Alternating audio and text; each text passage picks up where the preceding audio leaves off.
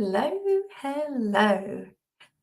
Day 17, 21 days of popping on here, 15, 20 minutes or so to talk about ways in which you can step into your highest, most beautiful, ultimate self, your soul path through your passion, your purpose, and your power. If more of us did that, the world would be a better place. Be healthier, wealthier, more compassion, more ease, more flow. That is what I wish for everyone. That is what I wish for everyone. So, like I've said, 21 days, and this is day 17. And what I am doing is I am just covering a different topic each day that is about propelling you towards your North Star, your truest, most authentic, most aligned, most beautiful, radiant, vibrant self. Doesn't want any of that. And so today I thought, well, we're going to talk about the Mars in Pisces conjunct with Saturn in Pisces because they are big players, and rightly so. We've had a lot of focus on the new moon eclipse that happened on Monday, and we are in Mercury retrograde. So those have kind of taken the limelight. But nonetheless, that placement between Mars and Saturn is always worth talking about. So we're going to dive into that, and it's very, short and sweet, but it will give you some luminosity on what is going on, and that you might really feel that today. But what I wanted to share is that I did go to the book event last night. Okay, and and the inscription I just want to share. So it says, and this is a message for all of you, to embrace your magic. Different perspectives, without giving anything away, different perspectives, feminine power, truth, wisdom. Embrace your magic. What a beautiful, beautiful, beautiful message. So thank you, Rosie, for that.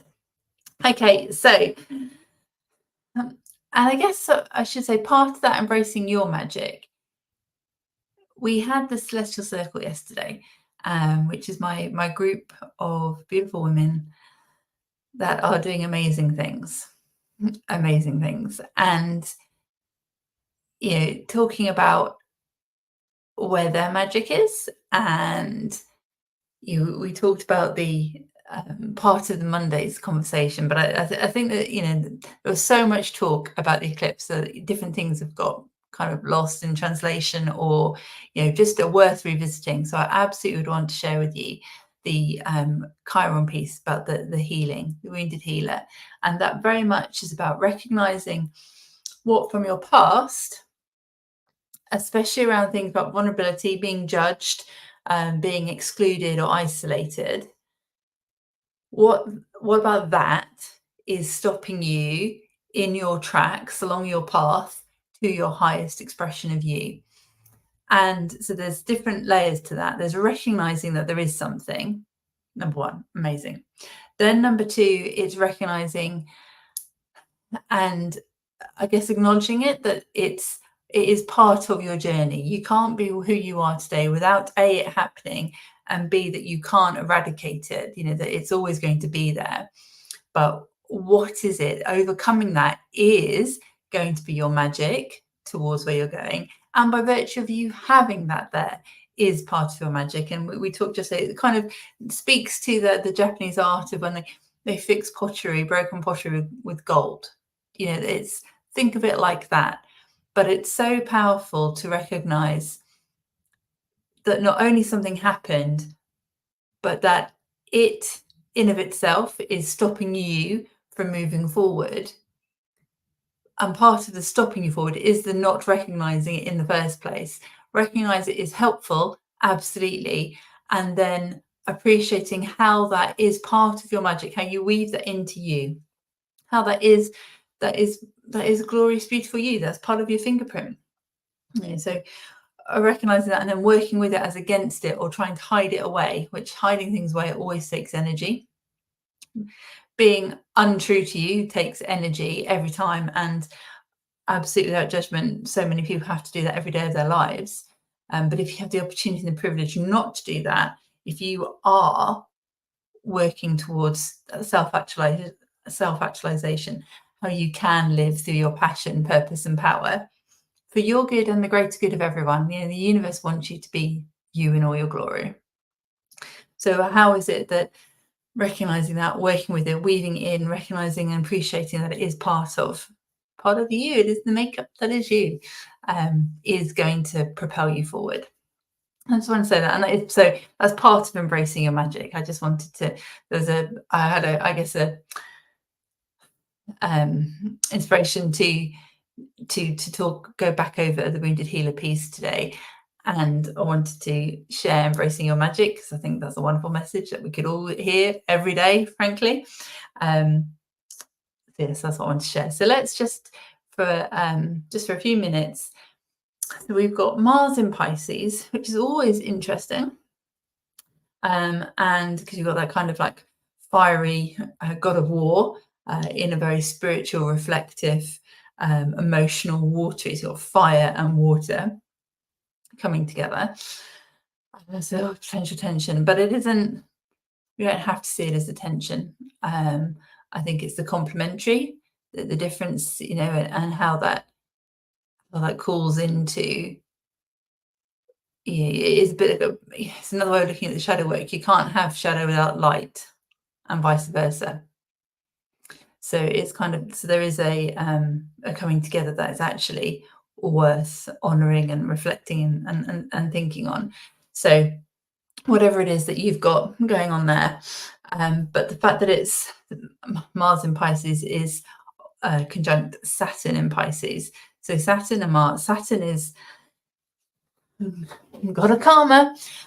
He is that energy of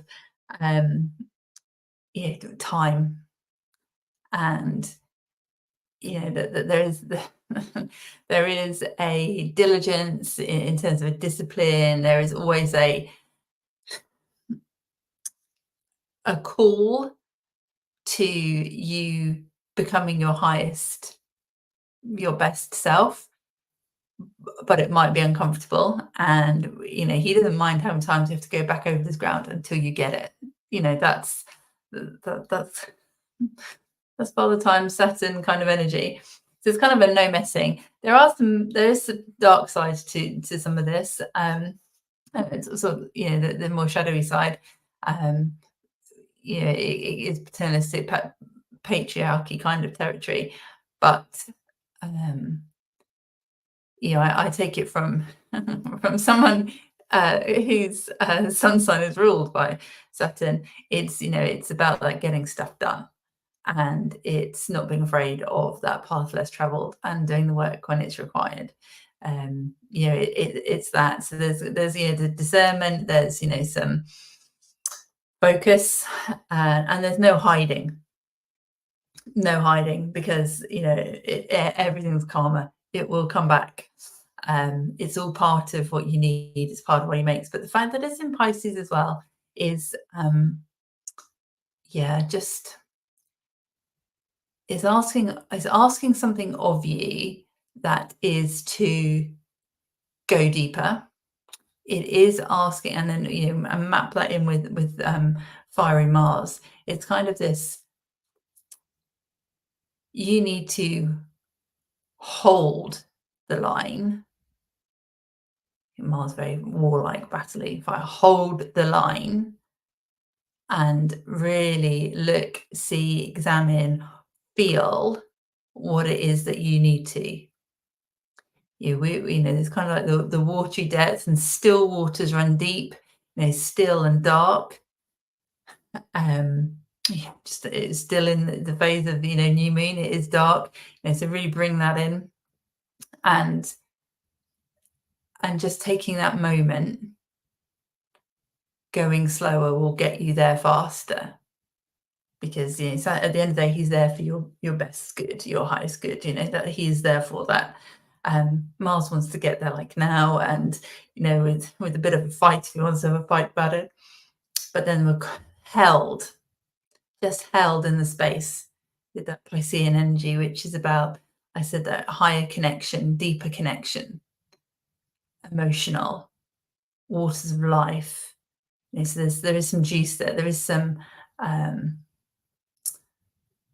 there's something extra in the, what lurks beneath kind of thing. And you need that to get on your way, which is what Mars wants to do. So it can feel a bit like, oh, stopping, slowing down. But again, just to go with it, roll with it, flow with it. Especially, I said just a couple of days after that eclipse, and absolutely with a Mercury retrograde. So, that call to regroup, recalibrate, revisit, go inward, pause, reflect. Reflect is a good one in respect of the waters there. What do you see when you look into the water? Is it a pure reflection of you, or do you actually go deeper? Is it a window into another world kind of territory? What can you see? What can you see? And it's kind of that soul to soul connection, something that you're being called to go deeper.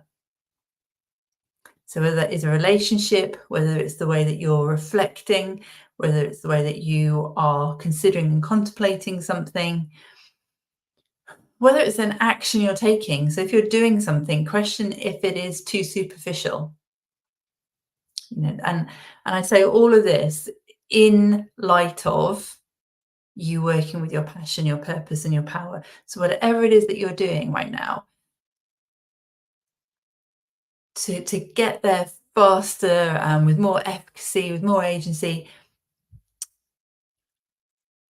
what would going deeper, what would slowing down, what would peering into the water actually look and feel like for you? And then what do you get back? So it's that in itself is an essential practice. If you are weaving that in with some of that healing aspect that we mentioned, then you can see how magical that truly is, and how that is, how you're being supported right now. What it is that's going to help you get where you want to get to faster. And you know what? You'll probably go further. There's a vision, always a vision. And then when you get there, you get to the top of the mountain, you can see a whole different view. And that's very much what this is guiding you towards. Though it might not feel like it right now. That is where we're going with it. So enjoy and embrace it. Embrace your magic. Embrace this moment. And just by slowing down, soul to soul, what is it that you are going to see that you wouldn't have seen if you just carried on? Rah, rah, rah. Okay, so a nice short one today. Have a super, super rest of the day. You can still join us for Stars and Shadows. Today, we've already been on live, but the replay is available in the group. All about the shadow side. All about the shadow side. So subconscious, stealth, how fear wears an invisibility cloak. Probably everyone's heard about limiting beliefs, but how do you call them out, and what do you do with them when you've called them out? When you've got them out of the bag, what do you do with them? So we cover that today. It's definitely much the shadow side of Stars and Shadows. So the link is in the feed. I'd love to see you there. And like I said, you can watch on replay. So enjoy that interesting celestial energy. Live your life through your passion, your purpose, and your power. And I shall see you back tomorrow for day 18. We've nearly made it. Day 18 of 21 days of transforming your life through your passion, purpose, and power. Because, hey, the world is a better place when we have that. Take care of you.